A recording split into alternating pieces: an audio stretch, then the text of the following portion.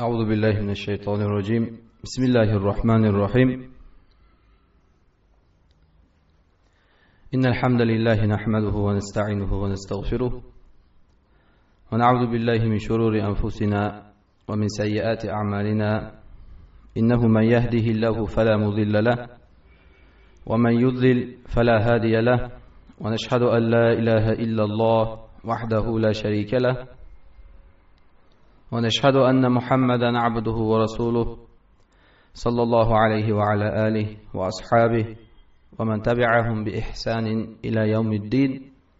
ثم أما بعد،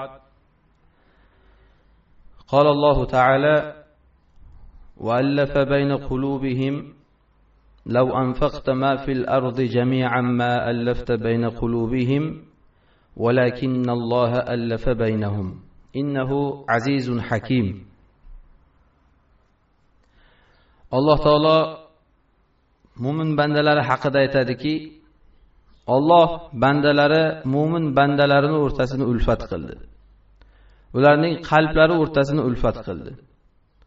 Agar butun yer yuzidagi narsalarni sarflasangiz ham ularni o'rtalarini ulfat qila olmasdingiz. Lekin Alloh o'zi ularning orasini isloh qildi. Bu zot Azizul Hakim, quvvatli, hikmatli zotdir. Bugun Humaza surasining tafsiri bilan tanishamiz. Humaza degani odamlar o'rtasini buzish degani. Odamlar o'rtasini gap tashib buzadigan odamni Humaza deyiladi. Ma'lumki, mana shu humazachilar, ya'ni odamlar o'rtasini gap tashib buzadigan odamlar, ular yuqorida oyatda aytilgan odamlar o'rtasini ulfatlashtirishni ziddiga qarab amal qiladigan odamlar bo'ladi. Agar mana shu humazachilar ishlasa, ya'ni odamlar o'rtasini ig'vo qiladigan insonlar ishlasa, butun yer yuzidagi narsani sarflab bo'lsa ham odamlar o'rtasini kelishtirib bo'lmaydi, Alloh xohlamasa. Alloh shuni xabar qildiki, "Law anfaqta ma fil ardi jami'an ma allafta bayna qulubihim." Agar butun yer yuzini sarflasangiz ham ular o'rtasini kelishtira olmassiz dedi.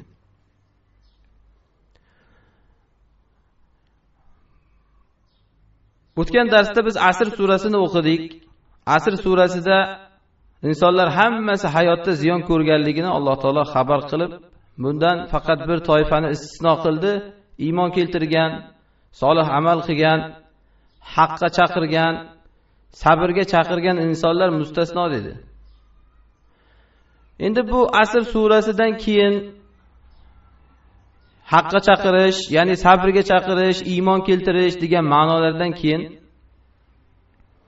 Alloh taolo Humaza surasini keltirganligida bir hikmat bor. Yani bizning o'rtamizda shayton bor. İnsanlar bir-birini haqqa chaqirsa, bir-birini sabrga chaqirsa qarab turavermaydi. Oradagi shayton insonlar ichiga humaza, lumaza bo'lgan odamlarni tashlaydi. Ya'ni gap tarqatadigan, birov haqida ta'na qiladigan, odamlarga ozor beradigan insonlarni o'rtaga tashlaydi. Shuning uchun Alloh taolo Asr surasida aytilgan haqqa chaqirish, sabrga chaqirishdan keyin humazachilar haqidagi surani nozil qildi. Bu humazachilar mana bu haqqa chaqirgan yoki sabrga chaqirganda qarab turmaydi. Ikki tomon ham o'zini ishini qiladi. Bir tomon haqqa chaqirsa, sabrga birlashtirishga chaqirsa, bu humazachilar odamlar o'rtasida odamlarni sabrsizlikka chaqiradi. Odamlarni go'yoki ularga o'zlarini bir mazlum his qildiradi. Sabrsizlikka chaqirib odamlar o'rtasida ig'vo qiladi.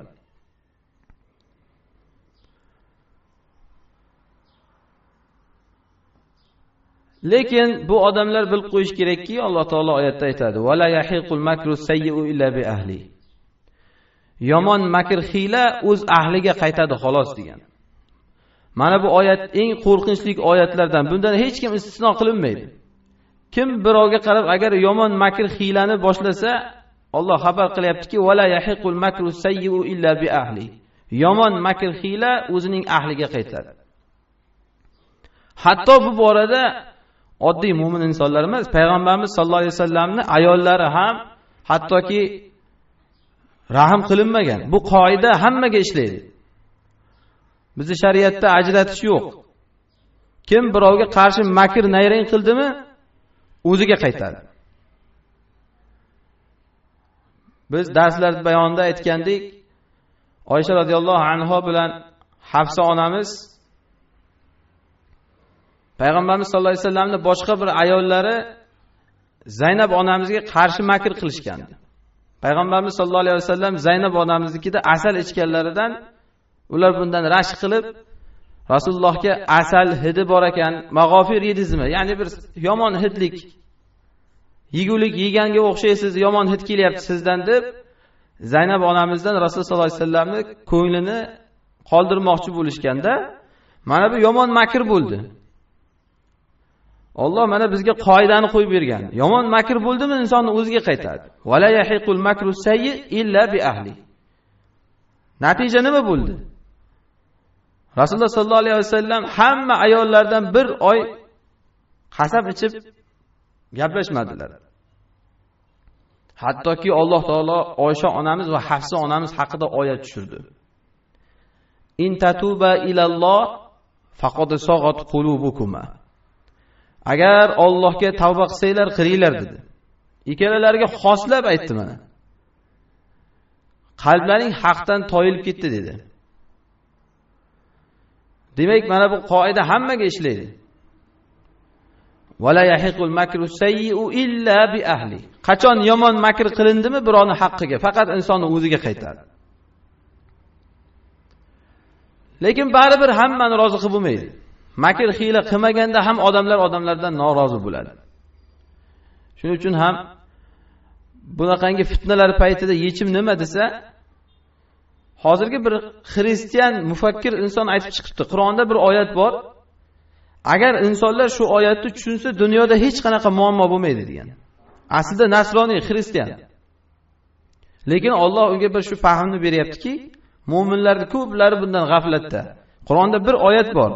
Agar insonlar shuni tushunsa, hech qachon yer yuzida to'polon bo'lmaydi. Nima u desa, Alloh taolo oyatda aytadi.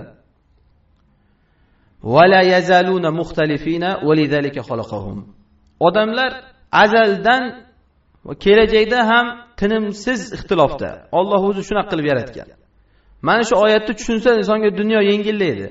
Hammani o'zidek inson hech qachon o'zi xohlagandek qila olmaydi. Odamlar agar u xohlagandek bo'lmasa, endi orqadan gap qilib ig'vo qilishmas, tamom, inson ko'z yumish kerak. Alloh shuna qilib yaratgan ekan bu bechorani endi. Nima qilamiz boshqa?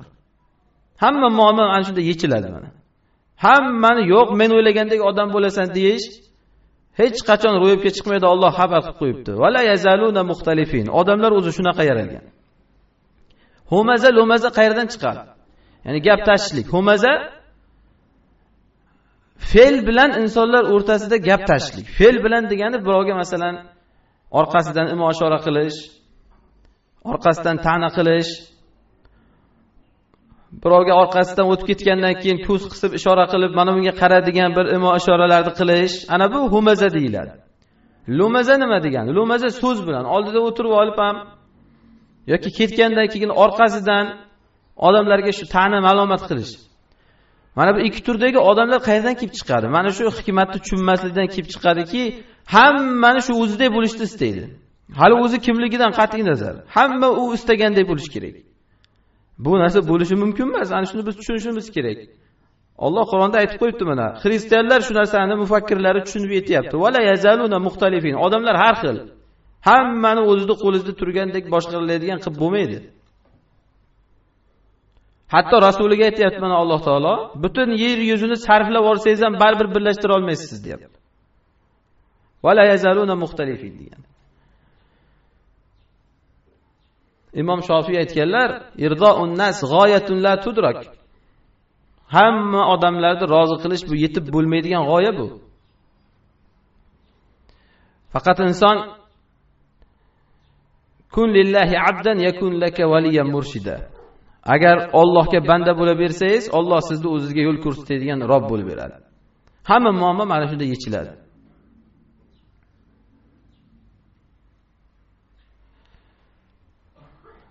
Agar inson qanchalik aybsiz bo'lsa ham, demak mana uni ortidan ig'vo qilinar ekan. Haqiqatda mana Payg'ambar sollallohu alayhi vasallamning ortlaridan ham ig'vo qilingan. Faqat bunaqangi ig'volardan chiqib ketishlikning yo'li nima? Asr surasi bilan Humaza surasini ikkalasini bog'liqligiga qarasak, yo'li ochiladi mana shuni. Ya'ni odamlar demak iloji yo'q qilishadi. Xohlaylik, xohlamaylik, gap tashishlik, ig'vo qilish hosil bo'ladi. Bundan chiqishlikning yo'li nima? Sabr qilib, Asr surasida aytilgandek va tavassov bis sabr, sabrga chaqirib va odamlarni humazachilarga vayl tilagan zotga tashab qo'yish. Humaza surasini boshlanishini qaraylik, qanday boshlanadi? Vaylun likulli humazatin lumaza. Vayl bo'lsin. Ya'ni jahannam bo'lsin degani. Jahannam bo'lsin barcha fitnachi, ig'vogarlarga deydi. Likulli hammasiga. Istisno yo'q bu yerda. Likulli humazatin lumaza. Har bir fitnachi, ig'vochilarga jahannam bo'lsin. Endi qaraylik, yuqoridagi oyat bilan Asr surasining oxiridagi oyat bilan Humaza surasining avvaldagi oyatni bog'laylik bir-biriga. Asr surasining oxirida Alloh taolo insonlarni sabrga chaqirishini maqtadi. Ya'ni bunaqangi humazachisi bo'ladimi, lumazachisi bo'ladimi, ig'vochisi, ta'nachisi, xo'p insonlar agar sabr qilsa,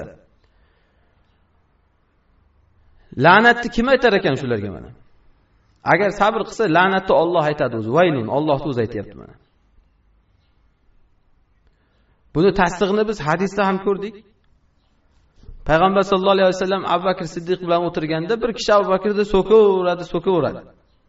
Abu Bakr roziyallohu anhu sabr qiladi. Endi insonda ham sabrda ham chegarasi bor deyiladi. Abu Bakrda ham g'azabi chiqib, u ham so'kaveradi. Rasululloh sollallohu alayhi vasallam o'rinlarida turib ketadilar. Abu Bakr roziyallohu anhu ortlaridan borib, "Ya Rasululloh, u meni so'kdi, siz nimaga mendan ranjidingiz?" deydi.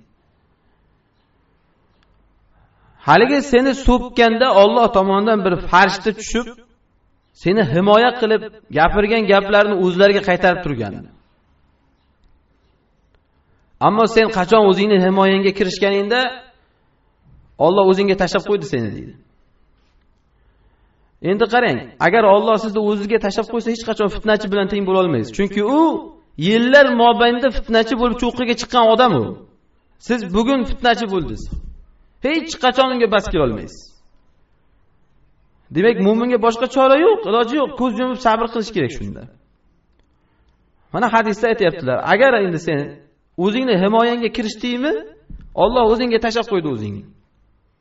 O'zingni o'zing himoya qilishing kerak. Qanday himoya qilasiz? Siz mu'minsiz.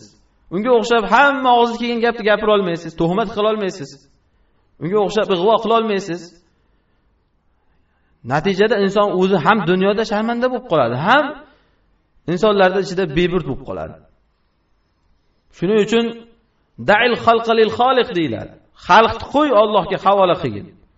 Kun lillahi abdan yakunu laka robban. Allohga bandaligingni qilgin, Alloh senga robligini, rob nima degani? Himoyaching degani. Alloh himoyachiligini qiladi senga.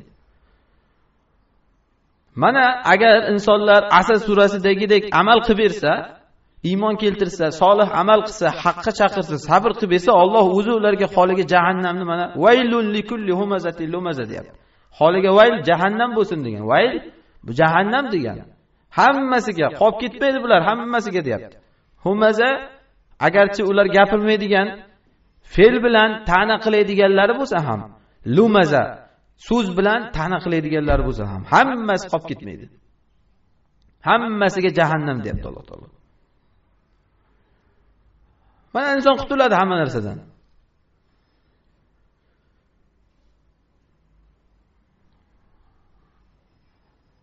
Shayx Abu Ishaq Huvayni aytadilar, bu insonni oldiga kelib so'kish hech narsa emas. Ommaviy axborot vositalari orqali mana Misrdagi Shayx Abu Ishaq Huvayni edi. Telekanallar, radiolar onasini qolmasdan, otasini qolmasdan, farzandini, xotini, hech kimni qolmasdan so'kishadi. Shayx Abu Ishoqqa bir kuni shu majlisda o'tirganlarida shu masala o'rtaga tashalingan. Hech kim qolmadi. Xotinni ham so'kdi, bolasini ham so'kyapti, otasini ham, onasini, hammani. O'zi haqida gapirilmagan gapni o'zi yo'q. Yana bu bitta ikkita odamni so'kish emas, televideniyega chiqib so'kilinyapti. Radiodan butun xalq eshitadi, millionlagan odamlar. U kishiga nimaga bu holatda nima qilishimiz kerak, nimaga sukut saqlaysiz deganda aytganki, men 25 yildan beri so'kilaman degan. 25 yildan beri menga la'nat aytiladi deydi. So'kishadi, haqoratlashadi. Onasi ham qolmaydi, otasi ham qolmaydi. Menga aytgandek, agar har bir so'kkan odam bilan o'tirib olib so'kishaversam, shu holatimga, shu manzilimga yetgan bo'larmidim deydi. Har bir so'kishgan odam bilan to'xtab so'kishaversa, shu darajaga yetgan bo'larmidim degan. Hech qachon shaytonni haq ahliga eng katta qo'llaydigan fitnasi odamlar bilan ovora qilish, so'kkan bilan so'kishtirish, urgan bilan urishtirish, ig'vo qilgan bilan ig'vo qildirish. Agar shuni qildira olsa tamom, bu tugamaydi bu. Mana shuni izzati ko'rinib turibdiki, lekin butun dunyo qalbida bir zarracha iymoni bo'lgan bir insonlar hurmat qiladi. So'kilish u kishiga hech zarar qilmagan. Sayyidul Xalq payg'ambar sollallohu alayhi vasallam so'kilardilar, hatto ismlari qolmadi so'kilmagan. Muhammad ismini teskari qilib maqtalgan desa, Makkadagi kofirlar muzammam deb chiqdi Muhammad alayhisalom. Muzammam Muhammadning ziddi. Ya'ni malomati tagida qolgan degani. Lekin bu kishiga zarar qilmadi. Bir kun bor hali oldimizda. Alloh taolo aytgandek, "Va man ya'mal misqala zarratin sharroy yaroh" degan. Kim zarracha yomonlik qilsa ko'radi hali qiyomatda. Endi bu birodar obro'sini to'kish, qonini to'kish, molini yeyish, qo'yavering. Zarracha Alloh taolo zarrani aytayapti. Eng katta tahdid oyatlardan bu. Zarracha yomonlik qilsang, ko'rasan qiyomatda degan. Qayerga qochib qutuladi? Nimaga to'polon insonlar o'rtasida? Haq qolib ketadimi? Biz Fotiha surasida aytdik-ku, Maliki yawmiddin, qiyomat bor, hisob bor.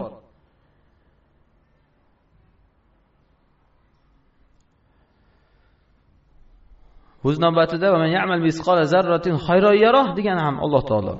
Zarracha yaxshilik qilsa ko'rasan degan zot. Endi bu talashuv, tortishuv, nizoni yig'ishtirib qo'ygan inson ajrini ko'rmaydimi? Payg'ambar sollallohu alayhi vasallam hadisda aytganlar: Ana za'imun bi baytin fi rabdil janna liman taraka al-mira'a wa in kana muhiqqan deydi. Men jannatning eng markazidan bir uyga kafilman deganlar. Kim agar haq bo'lib turib ham talashuv nizoni tark qilsa agar, jannatning poytaxtidan, markazidan bitta uyga Rasululloh kafilman degan. Endi Rasululloh sollallohu alayhi vasallam kafillik hech qachon xiyonat chiqmaydi. Bitta amal bor yo'g'i mana. U amal emas aslida, indamay tursangiz bo'ldi. Amal emas. Ish hammas, ya'ni inson qila olaman, qila olmayman degan narsa hammas, bu indamay turish.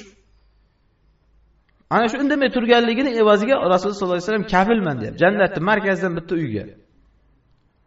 Nega? Inson ya'ni haqqini boy bilib qo'yish kerakmi? Yo'q, to'g'ri. Faqat bu humaza, lumaza bilan agar humazachilik, lumazachilik qilinsa, bu fitna tugamaydi. Bir inson rivoyatda keladiki, bozorga qul sotadi olib chiqib. Shu qulning bitta aybi bor aytib qo'yay dedi. Nima aybi? Shu faqat gap tashib qo'yadi o'rtada. Hech qanaqa boshqa aybi yo'q. Erkak qul, erkak odam gap tashib qo'ysa nima bo'libdi? Haligi odam aytadiki, hech qisi yo'q, ish qila oladimi, qo'lidan ish keladimi? Ha, qo'lidan ish keladi, mehnati bor, faqat shu gap tashib qo'yadi. Hech qisi yo'q deydi. Sotib oladi. Qulni uyiga olib boradi, ishlaydi.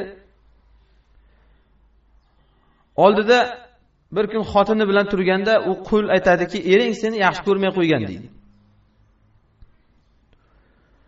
Endi xotin zoti borki, shunday shikoyat qiladi. Erim meni yaxshi ko'rmayapti deydi. Yani butun dunyoni muhabbati unga qilinsa ham yo'q, baribir yaxshi ko'rmayapti, turaveradi. Endi xotin zoti borki, shunda aldanadi. Ering seni yaxshi ko'rmayapti deydi. Bir ikki yaxshi ko'rmaganga o'xshab qilgan ishlarini ko'rsatib beradi. Ha, haqiqatan rost yaxshi ko'rmayapti mana deydi. Endi mana shunda qaraylikki, bu odam bir to'xtab bir ayol so'ramaydi. Hozirgi kunda ham mana shu hamma joyda nimaga bosib ketgan ho'mazalar. Odamlar oldini olmaydi bu masalani. Senga nima degan odam yo'q. Ha, shunaqa ekan, menga yaxshilik qilyapti deb haligini qabul qiladi.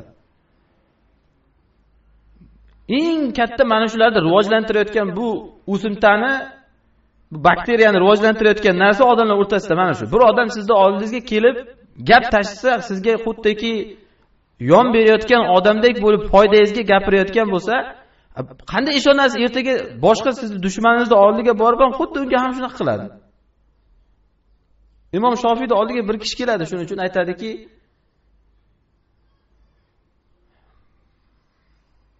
men bir odamni siz haqingizda bir yomon gap gapirayotganini eshityapman deydi. Men tarafdori bo'lgan. Sizni yomonlayapti deydi.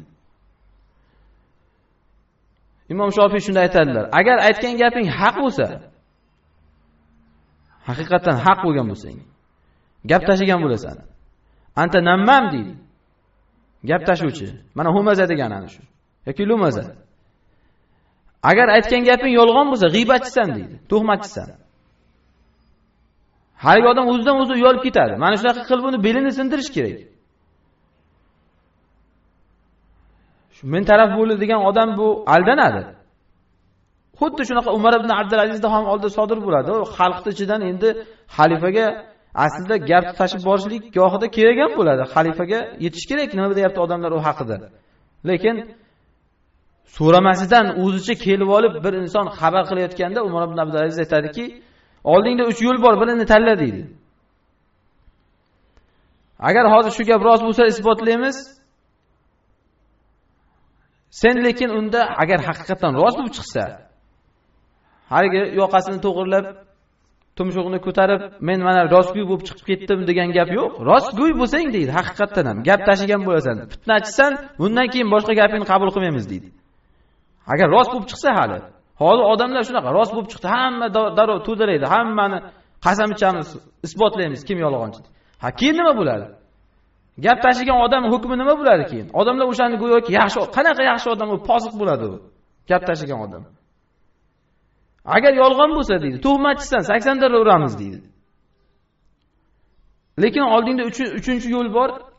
Mana shu yerda kechirim so'rab, indamay shu gapni yopib ketasan deydi. Kechiring Amirul Mu'minin. Mana shundan boshqa yo'l yo'q. Payg'ambar sollallohu alayhi vasallam shuning uchun g'iybat, mish-mish haqida nima deganlar? Agar birodaringda bo'lgan sifat bilan uni gapirsang, g'iybat qilsan. Xo'p, haqiqatan bor shu, g'iybat qilsan. Agar yo'q bo'lsa-chi, tuhmat qilsan deganlar. Ikkala holatda ham salomat emassan. Odamlar mana shu urug'ni o'simtani nimaga ko'kartiryapti hozir?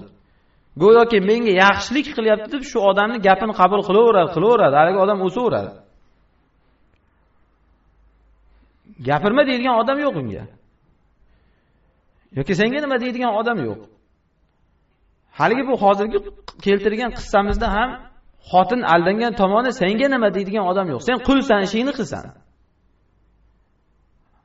Ha, xotin ering seni yaxshi ko'rmaydi ekan desa, ha, yaxshi ko'rmaydi ekan. Nima qilishim kerak deydi. Senga nima deyishni o'rniga nima qilishim kerak deydi. Aytadiki, ering uxlayotganda soqolini tagidan bir ikkita tuklardan qirib yulib kelib bergin, men senga eringni isitib beraman deydi. Sehr qilib beraman. Ha, xotin zoti bunaqa narsalarga o'chib bo'ladi, ishonadi.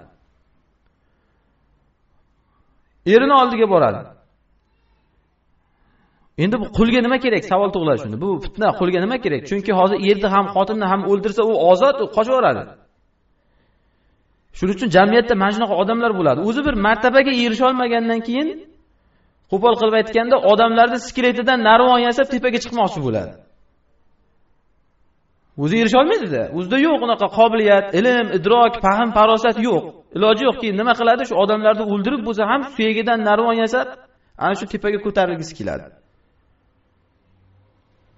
Hasad mana shunga undaydi. Yoki shaxsiy manfaati shunga undaydi. Erini oldiga boradi, aytadiki, xotining o'ynash tutgan deydi. Endi aqlliroq bo'ladi. Qaydan bilding deydi birdan. Ha, ishonmasang kechqurun o'zingni uxlaganga solib yot, pichoq ko'tarib keladi, bo'ynining tagidan so'ygan. O'zini uxlaganga solib yotadi. Haqiqatda qarasa xotini kechasi pichoq ko'tarib kelyapti. Shu zahoti xotinini turib o'ynash tutgansan deb so'yib yoradi. Xotinning qarindoshlari keladi, erni so'yadi. Erni qarindoshlari keladi, xotinning qarindoshlari. Ikki qabila o'rtasida urush bo'ladi. Ikki qabila o'rtasida qirg'in barot urush bo'lib ketadi. Bitta qul qilgan ishi mana bu. Bejizga shuning Alloh bularga jahannam demagan mana. Xo'p, bu fitnaning oldini olish nima? Mana sabr, ko'z yumish o'shandan. Ishonmaslik, gapirgan gapini og'ziga urishlik. Hatto odamlar ichida bu narsalar hozir bir yaxshilik go'yoki shunaqa bo'lib qolgan. Endi bu gap tashib qo'yishlik hammada ham bir ikki sodir bo'ladi, to'g'ri. Lekin oyatga e'tibor qilaylik. Humazatin lumaza degan Alloh taolo. Humaza lumaza degan kalima arab tilida siyg'ay mubolag'a deyiladi. Ya'ni bir ikki marta qilib qo'ygan odamga emas bu. Hammada ham bo'ladi, bir ikki marta unga buni gapini, bunga buni gapini aytib qo'yadi. Lekin bu siyg'ay mubolag'a degan odat qiladi. Ishi shu uni.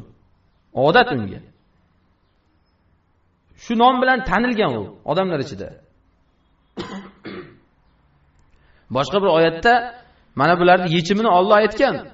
Wala tuti' kull halafin mahin hammazim masha'in binamim manna'in lil khayri utullin ba'da zalika zanim. Ajoyibki bu oyatga e'tibor qilsa inson, bu sifatlar haqiqatda shunaqangi insonlarda birin-keyin topilinadi. Alloh taolo oyatda aytayaptiki, bu fitnachini oldin nima qilish kerak? Wala tuti' degan, uni gapiga kirma. Wala tuti'. Mana yechim. Kullu hallaf, hamma qasamxo'rning gapiga kiraverma. Qasam ham ichaveradi kerak bu odam. Oyatga ham qaraylik, hallaf bu siyg'ay mubolag'a deydi buni ham. Ya'ni u shu qasam ichaveradi. Nima bo'lsa birdan qasam ichamiz deydi. Qasamxo'r. Mahin bunaqa odamni Alloh pastkash degan. Ya'ni har narsaga Allohning o'rtaga qo'yaveradimi odam? Shunaqangi arzimas matoqmi Alloh taolo? Hamma narsaga o'rtasiga chiqqanda Allohning o'rtaga qo'yaveradi. Buni pastkash degan, Allohning qadrini bilmaydigan odam. Kullu hallaf, qanchalik inson qasami ko'paysa, vaziyatdan chiqish uchun qasamxo'rlik qilaversa, mahin pastkash degan. Endi bu qasamxo'r pastkashlik o'z-o'zidan mana buni chiqaradi. Oyat davomida hammazin odamlarga ana shunaqa ta'nachi degan. Buni ham siyg'ay mubolag'a deyiladi arab tilida. Ya'ni ishi shu uni. Masha'im binamim. Mishmishni tashib yuradi. Hammazin masha'im manna'in lil khayr. Yaxshilik desa odamlardan man qiladi. Qizg'anchiq. Topilaveradi bu sifatlarni qarasangiz, shunaqa odamlarda qarab ko'ring, topilinaveradi. Birin-keyin mana shu sifatlar topilinadi. Qizg'anchiq, manna'in lil khayr, utul, mutakabbir. Bu ham topilinadi ko'p shunaqa odamlarda. Utullin endi o'ziga qarasangiz, ba'da zalika zanim deydi. O'zi shuncha gapdan keyin xo'p bir inson agar gohida unda bir kibrlanishga arziydigan narsa bo'lsa, odam tushunadi-da, bu otasining moliga kibrlanyapti yoki ilmiga kibrlanadi yoki kimdir mansabiga, boshqasiga kibrlanadi. Endi bu odamni qarasangiz, utullin mutakabbir ba'da zalik. Yana nima o'zi? Ba'da zalika zanim deydi. O'zi kelgindi degani, ya'ni oyat tafsirida aytilganki, zanim valad zino o'zi. Bu oyat aslida bitta odam haqida tushgan, o'sha odam uchun shunaqa deyilyapti. Bu degani kim shunaqa qilsa valad zino bo'ladi degani emas. Ya'ni bu faqat bir ishora bo'lyaptiki, lekin o'ziga qarasangiz, haligi yuqorida aytilgan gapning bir tasdig'i bu. O'zi bir yuqori martabaga ko'tarila olmagandan, o'zi pastkashligi sababdan mana shunaqa boshqalarning obro'si evaziga ko'tarilishni istaydi. Masalan, odamlar nimaga ko'chada yurgan bir axlat tozalaydigan odamni borib g'iybat qilmaydi? Foyda yo'qda chunki. Nimaga bir yuqorida turgan odamni g'iybat qiladi? Chunki odamlarda bir fikr paydo bo'ladi, bu shunga bir gapira oladigan martabaga ega ekan. Ana shunaqa qilib martaba hosil qilgisi keladi bu odam. Ya'ni go'yoki shu bilan bellasha olar ekan mana degan bir narsa odamlarda hosil qilishni istaydi.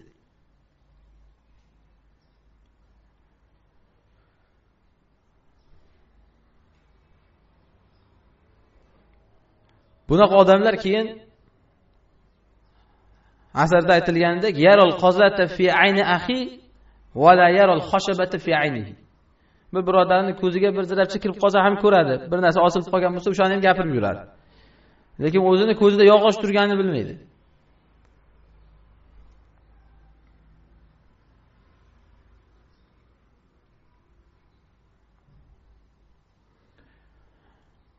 Bu xususan insonlarda ko'chada emas, uyda bo'ladi. Gap tashishlik. Odam erkak ham, ayol ham yoki farzandlari bor inson, farzandlaridan ham mana shu narsadan ogoh bo'lish kerak. Uy ko'chaning tegirmoni deyiladi. Ya'ni inson ko'chada nima topsa olib kelib uyda shuni yanchiydi. Chaynaydi ana shuni uyga olib kelib. Nima ko'chada topsa uyga olib kelib shuni chaynaydi. Shuning uchun uy ko'chaning tegirmoni deyiladi. Erkak ayoliga olib kelib chaynaydi. Ayol erkagiga yoki bola otasi bilan onasiga borib chaqirib berib chaynaydi mana shu narsani. Bu xislat mo'min xislati emas. Alloh taolo Qur'onda ko'chada topgan narsani uyga olib borib chaynashni kofirlar sifatida keltirgan. Xususan ko'chada bir haligi mo'minni ig'vo qilganini yoki ko'chada mo'minni ustidan kulganini uyga kelib faxrlanib gapirish. Alloh taolo Qur'onda aytadi: "Innal ladina ajramu kanu minal ladina amanu yadhakun." Bu jinoyatchi bo'lgan odamlar iymon keltirganlarning ustidan kulardi deydi. Tugadimi shu bilan ish? Yo'q. Ko'chada kuladi. Hammasi yuqorida aytilgan humaza. Humazani ko'chada qiladi. Va idza marru bihim yataghamazun deyapti mana. Haligi mu'minlar o'tsa qaytsa, bir-birlariga turtib ko'z qisib, ularning ustidan kulishardi. Mana bu humaza deyiladi. Bu odam gapirgani ham yo'q. Ishora qilyapti xolos. Shu ishorasi bilan jahannamiy bo'lyapti. Yataghamazun degani shu gohida ko'z qisib ishora qiladi bir-biriga, ya'ni mana qara degandek qilib, bir-birini turtib ishora qiladi. Endi mana ko'chada shu ishlarni qildimi, uyga borgandagi holatini qarang bu jinoyatchini. Va idan bihim yataghamazun va idan qalabu ila ahlihim munqalabu fakihin. Keyin ahlilarini oldiga borsa, ahli ayolini, bola chaqasini oldiga borsa, inqalabu fakihin, ochilib xursand bo'lib borardi. Xursand. Ko'chada birovning obro'sini to'kkanidan, ustidan kulganidan xursand. Go'yo kani bopladim degandek qilib boradi.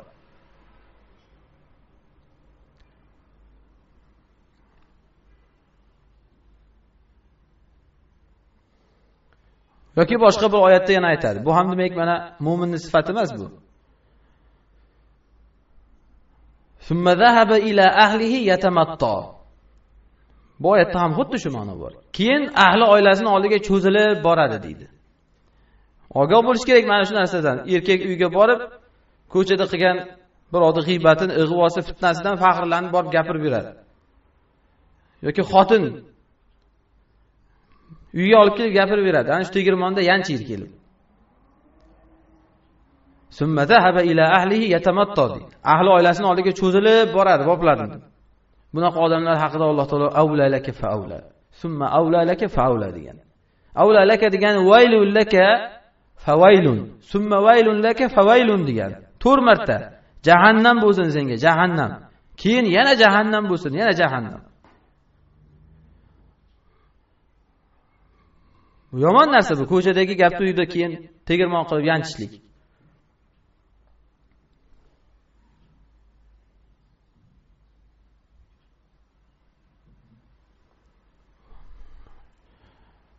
Bu odamlar bilan bas kelish uchun ularning shu martabasiga tushish kerak bo'ladi xolos. ularning martabasi esa tubanlashga qarab ketaveradi. Munofiqlar haqida Alloh taolo aytadi: "Vaddu", ular nimani istaydi? "Vaddu law takfuruna kama kafaru fatakununa sawa." Ularga shu kerak. Ular istaydiki, hattoki kofir bo'lib ketsa ham, sizlar ham shularga o'xshagan kofir bo'lsanglar-da barobar bo'lsanglar. Hech kim yuqoriga ko'tarilmaslik kerak. Maqsad shu ularda. Hatto kofir bo'lsa, kofir ham bo'lish kerak odamlar uning uchun. Hamma uni manzilatida turish kerak. Shuning uchun ham o'z nomidan bularni mahin dedi. Pastkashlik, hammani pastga tortishni istaydi.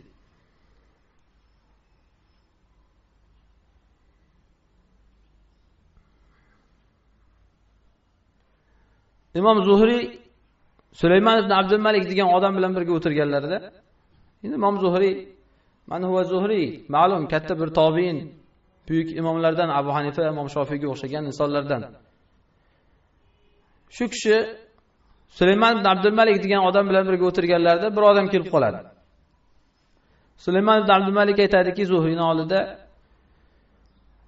bizga xabar yetyapti, biz haqimizda gap qilib yurganimizsan deydi. Haligi odam qasam ichib ketadi, yo'q gapirmaganman.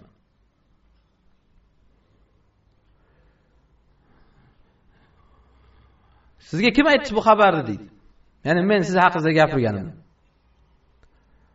Sizga kim aytdi deydi. Ha, falonchi aytdi deydi. Haligi odam qasam ichadi, yo'q men gapirmaganman deydi. Imom Zuhriy shunda unga aytadiki, tur manadan yuqol. Gap tashuvchining guvohligi ham qasami ham qabul qilinmaydi deydi. Yana mana bu yechim mana. Endi uni qasam ichtirganda nima bo'ladi? Mish-mish tarqatadigan odam. Qasam ham ichaveradi u. Baribir qabul qilinmaydi, qasami ham qabul qilinmaydi uni. Guvohligi ham qabul qilinmaydi.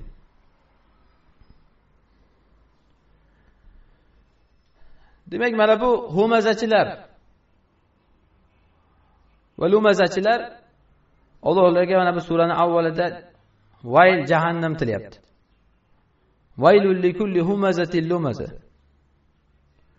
Endi lumaza deganini aytdik, bu odamlarga tili bilan ta'na qilish.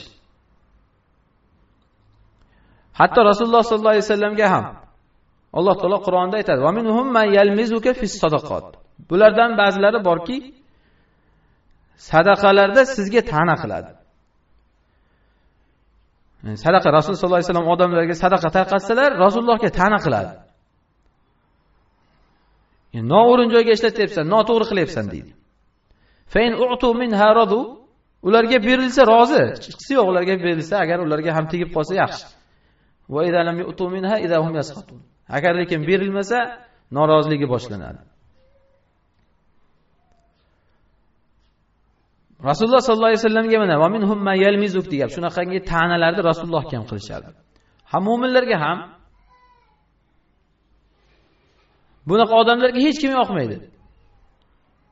Alloh Qur'onda aytadi: "Allazina yalmizunal muttawwi'ina minal mu'minina fis sadaqat wallazina la yajiduna illa juhdahum fayaskharuna minhum sakhirallohu minhum." Bu odamlardan shundaylari ham borki, agar bir mu'minlar sadaqalarini o'zlari ixtiyorlari bilan ko'p sadaqa qilsalar, uni ham ta'na qiladi. Agar endi boricha bersa, uni ham ta'na qiladi. Ularning ustidan kuladi.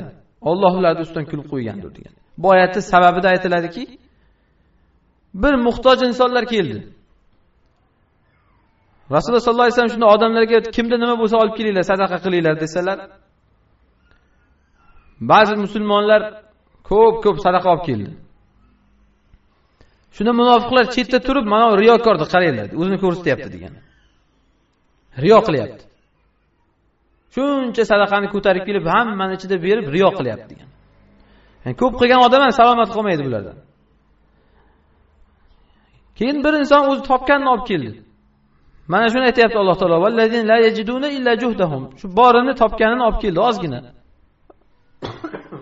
Rivoyatda aytiladi, bir hovuch arpa olib keldi. Bir hovuch arpa.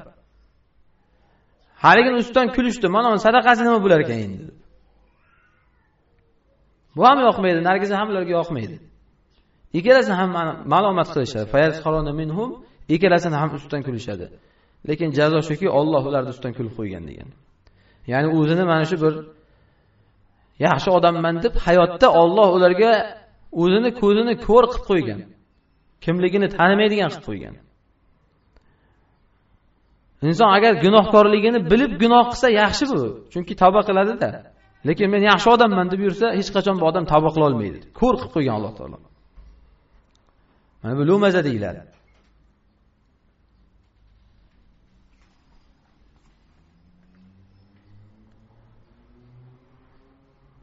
Insonlar bir yaxshilik qilish aslida o'zi bir qiyin insonlarga yaxshilik qilishlik. Lekin undan ham qiyini mana shuni bir saqlab qolish. Payg'ambar sollallohu alayhi vasallam hadisda aytadilarki: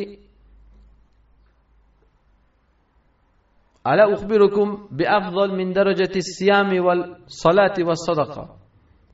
Sizlarga men roza, sadaqa, namoz darajasidan, ya'ni nafil roza, nafil sadaqa, nafil namozlar darajasidan da bir buyuk amalni xabar qilaymi deganlar. Ayting ya Rasululloh desa, islahu zatil bayn degan.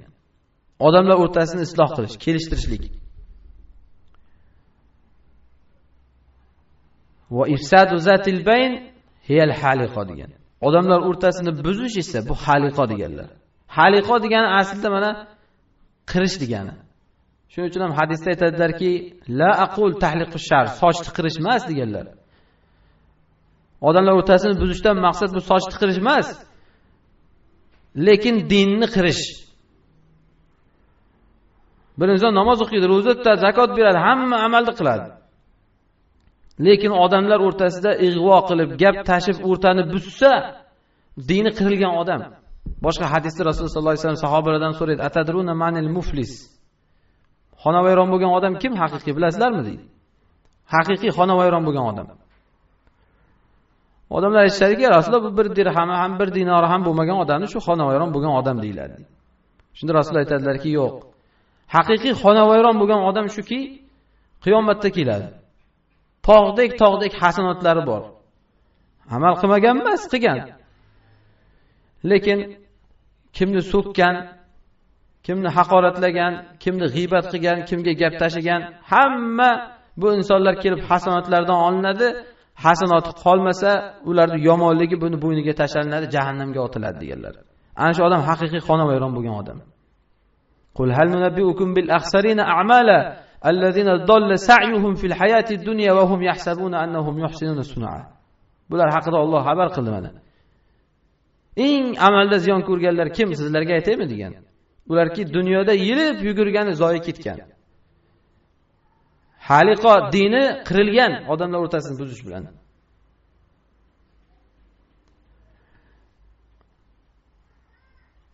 Ajoyibki odamlar o'rtasida birovda bir molini o'g'irlagan odam yomon odam, o'g'ridan yomon odam yo'q. Tushunishadi hamma buni.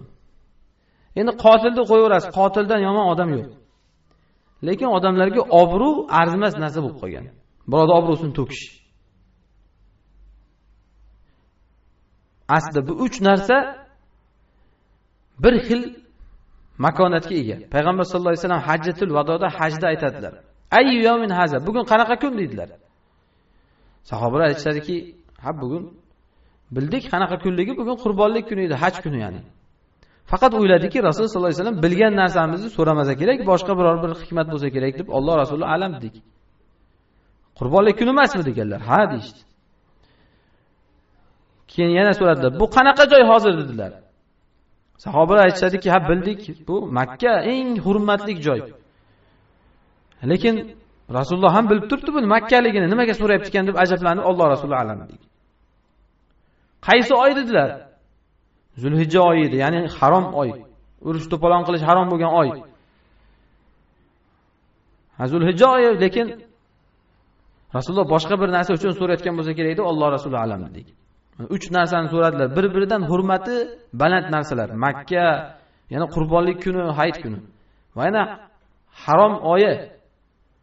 Shu uch narsani so'rab oldilar. Iqrorimizlar shu narsalarning haromligiga. Ha, mana bu narsalarga mana hozir ham odamlar hamma amal qiladi. Makkaga borib ham o'sha buzuqligini qilib ketdi deb bir odamlarni masalan ma'lumot qilinadi. Haqiqatdan Makkani hamma hurmat qiladi. Hayit kunini hamma hurmat qiladi. Johillar ham hayit kuni to'polon qilma, bugun bayram deydi. Hamma tan oladi. Shuning uchun Rasululloh o'zlarini tilidan iqror qilib deyaptilar. Hurmat qilasizlarmi shu kunlarni? Ha deganda unda bilib qo'yinglar deganlar. Inna dima'akum va amwalakum va a'radakum haramun alaykum ka hurmati yawmikum hada fi shahrikum hada fi baladikum hada ala falyuballighu ash-shahidul g'oyib Allohumma hal ballagh Allohumma hal ballagh Allohumma hal ballagh degan. Bilib qo'yinglarki, nafslaring, mollaring, obro'laring 3 narsa.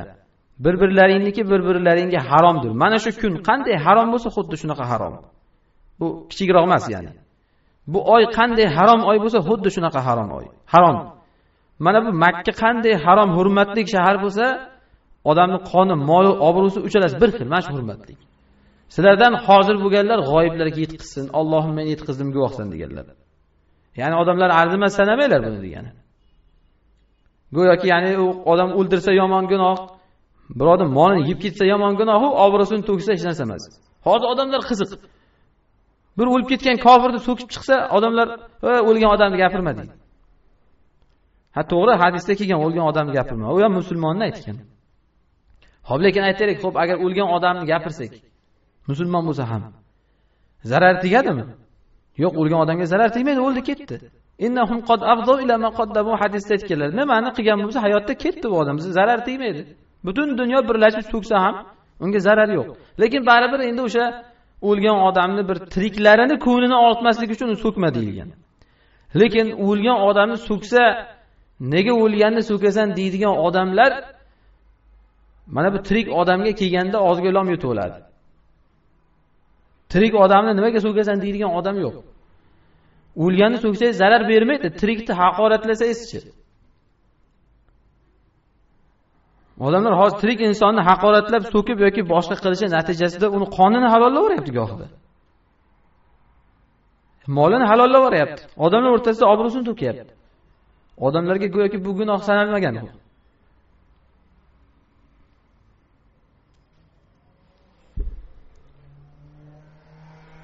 Yoki odamlarda qaraylik, mana aroq ichishlik dedi. Ha, aroq ichish yomon gunoh, hamma biladi. Nega aroq ichish gunoh? Shuni bir o'ylab ko'rish kerak. Chunki Alloh taolo Qur'onda aytganki, "Innama yuridu shaytonu ayyuqi'a baynakumul adawata wal baghdha'a fil khamri wal maysir wa yasuddakum an zikrillahi wa anis salat." Chunki xamir haromligining sababi, xamir, ya'ni aroq, qimor, bunaqa narsalar haromligining sababi shayton bu narsalar bilan o'rtalaringda fitna, ig'vo qilishni istaydi. Sizlarni Allohning yo'lidan to'sishni istaydi. Qilayotgan ishlaringdan to'xtatishni istaydi degan. Endi qarang, demak aroq ichgan odam to'polon qiladi, haqiqatda shunday. Qimor o'ynab keyin yutqizganini ham tan olmasdan to'polon qiladi. Demak, aynan shu uchun harom qilindimi? Mana bu odamlar o'rtasida gap tashishchi. Bu nima bo'ladi? Aroq ichgandan mo'minlar aroq ichmaydi mana. Erkak ham, ayol ham mo'min insonlar mana iymoni komil insonlar yoki iymoni quvvatli insonlar aroq ichmaydi, qimor o'ynamaydi. Endi shayton qo'yib qo'yadi o'ylaysizmi? Xuddi shuni vazifasini bajaradigan bir amal bor, odamlar o'rtasida gap tarqatish. Mish-mish tarqatish. Ig'vo qilishlik mana. Xuddi shu narsani keltirib chiqaradi. Ha, bu aroq ichgan bilan barobar bo'ladi gunoh.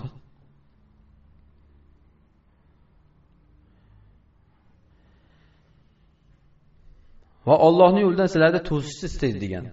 Hamma ishni tashab odam shu bilan ovora bo'ladi keyin mana.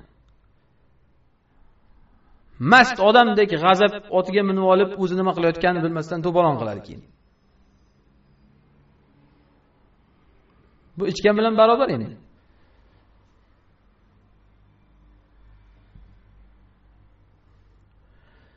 Mana bu fe'l va so'z bilan ta'na qiluvchilarga beriladigan bir jazolar. Bularning ikkinchi bir sifatida Alloh taolo aytadi: "Allazi jama'a mala va addada." Ularki molni jamlab sanab qo'ygan. Ya'ni yuqorida aytganimizdek, bu odam odatda qizg'anchiq ham bo'ladi. Jama'a mal, molni to'dalab olgan va sanab qo'ygan. Ajibki bir qiziq, sanab qo'ygan degan joy nimaga kerak? Endi odam shunaqada, haligi molni to'dalagan sari sanaveradi. Ko'payaptimi, kamayaptimi sanaveradi. Bu mo'min odam xislatiga to'g'ri kelmaydi bu. Payg'ambar sollallohu alayhi vasallam Oysha onamizga aytganlar: "Ya Aisha la tu'i fayu'illahi alayk." Ey Oysha deganlar, hamyonni bog'laverma, Alloh senga ham bog'lab qo'yadi. Ya'ni qizg'anavermagin degan. Alloh senga ham tortib qo'yadi. Boshqa oyatda fajama'a fa'awa deydi. Bunaqa insonlar haqida molni jamlab, hamyonni og'zini bog'lab olgan. Qizg'anchiq ya'ni.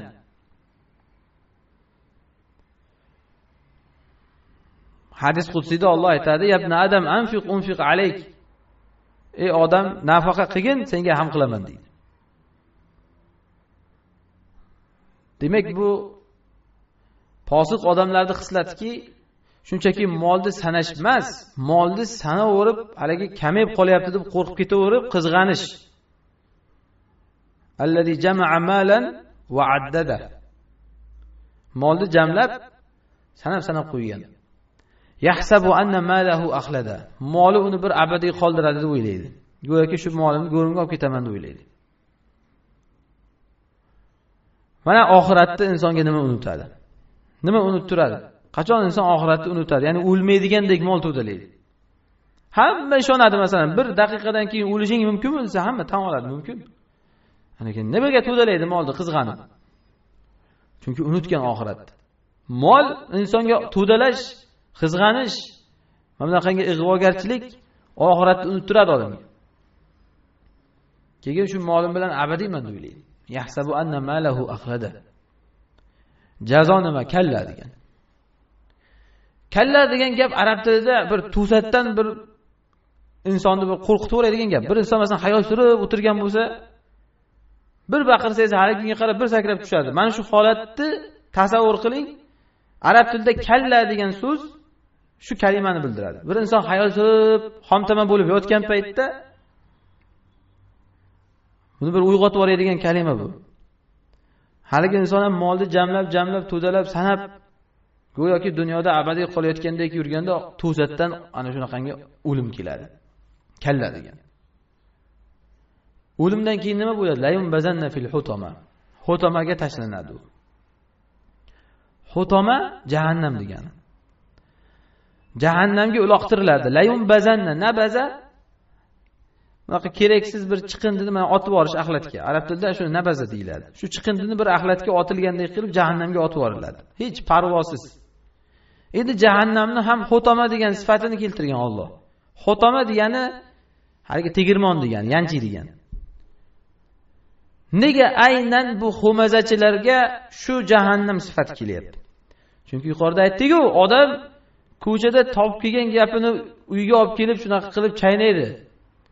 Aynan shu amaliga jazo jahannamni mana shunaqa chaynaydigan qismiga tushadi, maydalanadigan qismiga.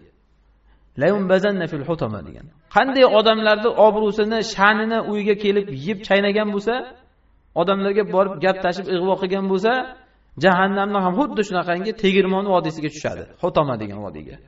Chaynaladi u yerda. Layum bazanna fil hutama. Al jaza min jinsil amal deyiladi. Jazo inson amalining jinsidan keladi.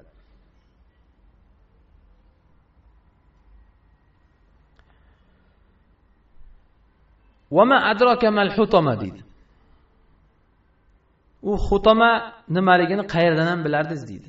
Ya'ni o'ylamang, bu dunyodagi tegirmonlarga o'xshagan bir tegirmon oddiygina deb. Payg'ambar sollallohu alayhi vasallamga Alloh xabar qilyaptiki, qayerdan ham bilardingiz uni, qanday bir yomon narsaligini. Ismini bilasiz xolos go'yoki uni. Alloh biladi uni haqiqati qanday yomonligini. Va ma adraka mal hutama. U hutama vodiysiki narullohil muqada. Yoqib qo'yilgan Allohning olovidir u. Yoqib qo'yilgan insonni qo'rqitishlik uchungina aytiladigan gap emas bu, hozir bor. Ahli sunna val jamoa e'tiqodida jahannam hozir bor, yonib turibdi. Shuning uchun ham yoqib qo'yilgan deyapti. Hozir bor bu.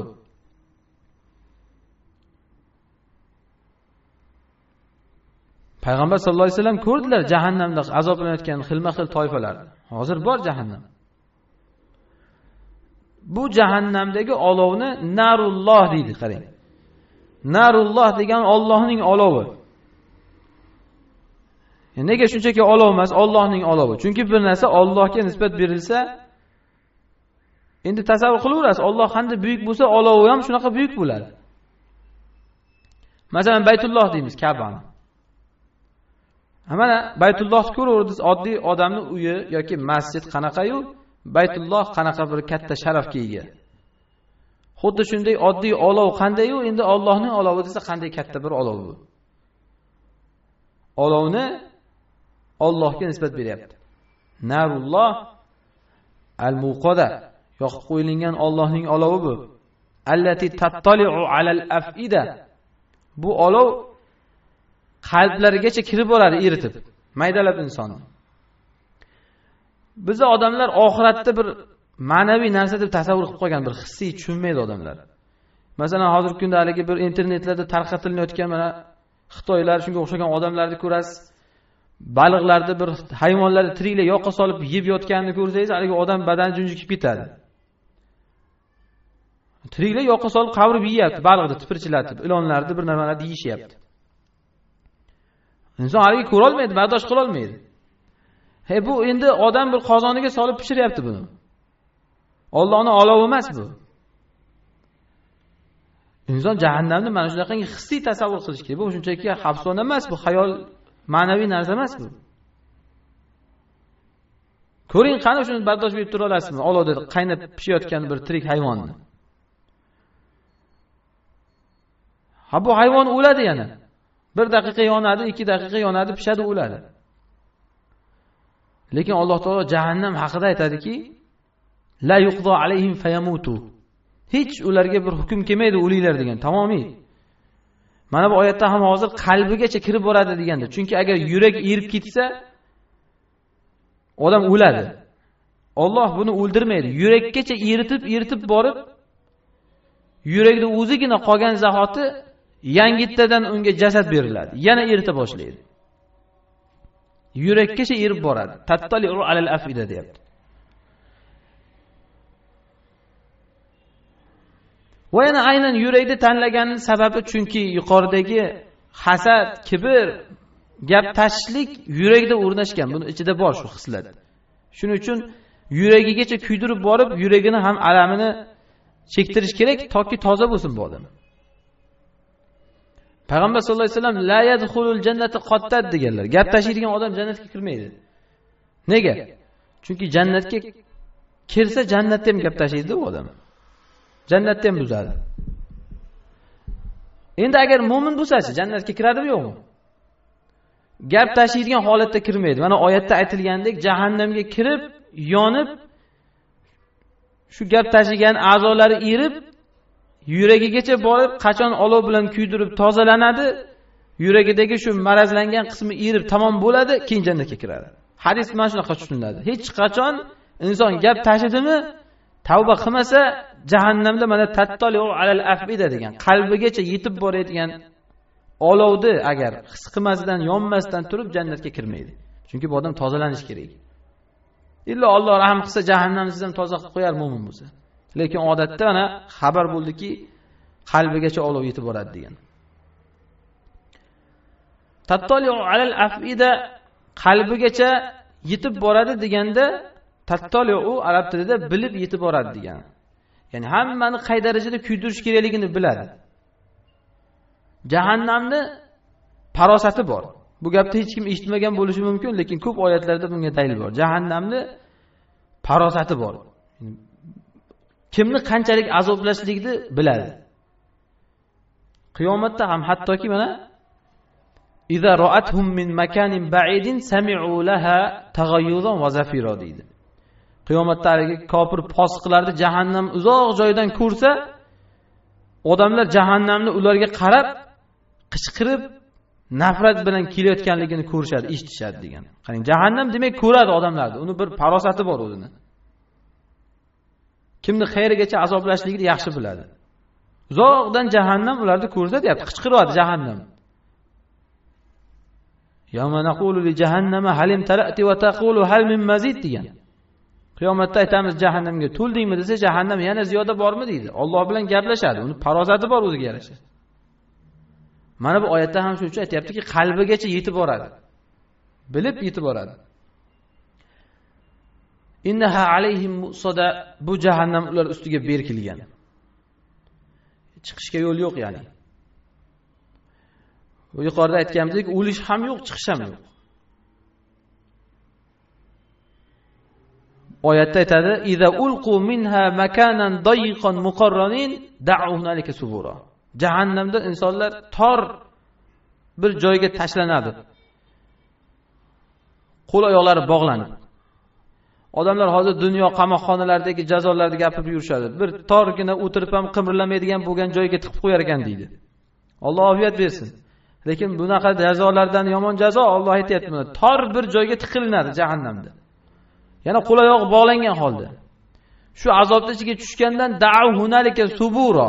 O'sha yerda o'zlariga halokat tilab duo qila boshlashadi. Ey Robbimiz, bizni jonimizni olgin deb. Dosh bera olmaydi azobga. Endi bu duolariga qilingan raddiyani qarang. La tad'u yawma suburan wahida. Yo bir marta, ikki marta emas. Bugun sizlar o'lim tilashlaring wad'u suburan kasira. Ko'p o'lim tilaylar, istehzo qilinadi. Ko'proq o'lim tilaylar. Qani o'lasizlarmikan? O'lmaydi. Ham ma'naviy azob bo'ladi. La tad'u yawma suburan wahida. Bir martagina o'lim so'rab qo'ymanglar, ko'proq qichqiringlar o'lim so'rab deydi. La tad'u yawma suburan wahida wad'u suburan kasira. Lekin foyda yo'q. Innaha alayhim mu'sada degan. Bu ularning ustida berkitilingan. Fi amadin mumaddada. Uzundan uzun ustunlarda berkitilgan. Ya'ni dunyoda hammasini eshitib berkitasiz. Eshitib berkitganingizdan keyin orqasidan bir uzun narsalar tirab qo'yasiz. Ochilmasin deb. Jahannamni ham ular ustida mana shunaqa deyapti. Ustlariga berkilgan, shundoq ham chiqolmasdi. Endi ularning umidini uzish uchun fi amadin mumaddada, uzundan uzun ustunlar unga tirab jahannam eshiklari ularga berkitilgan. Aqulu qawli hadha astaghfirullah li va lakum subhanaka Allohumma wa bihamdika nashhadu an la ilaha illa anta astaghfiruka wa atubu ilayk.